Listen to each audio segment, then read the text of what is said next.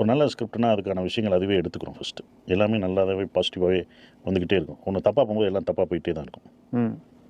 சில விஷயங்கள் அப்படி தப்பாகவும் எனக்கு நடந்திருக்கு. தப்பாக போனால் எல்லாமே தப்பாக தான் போகும். அதை ஒன்றும் பண்ண முடியாது.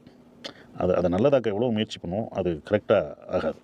ஸோ அப்போ அதை ஒன்றுமே பண்ண முடியாது. சில சில ஸ்கிரிப்டெல்லாம் வந்து நம்ம நம்ம நம்ம வந்துடும். அதை ஏதாவது பண்ணலாம்னா அது அது அவ்வளோதான் அதோட லைஃப். நம்ம அதுக்கு என்ன முயற்சி பண்ணாலும் அவ்வளோதான். ஒரு படம் எடுக்கிறோம், ஒரு படம் அது சக்ஸஸ் ஆயிடுச்சுன்னா அந்த சக்ஸஸ் யாராலையும் தடுக்க முடியாது. அது போயிட்டே இருக்கும். ஆடியன்ஸ் பிடிச்சிச்சுன்னா அது போய்கிட்டே இருக்கும். எப்படி இது பண்ணாலும் அது அவன் மவுத் பப்ளிசிட்டிலையோ அதிலே போயிட்டே தான் இருக்கும். அது ஒன்றும் மாற்ற முடியாது.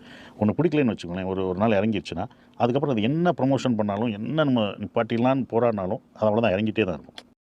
அது நம்ம நம்ம நம்ம என்ன எதுவும் பண்ணவே முடியாது. என்ன முயற்சி பண்ணாலும் பண்ண முடியாது.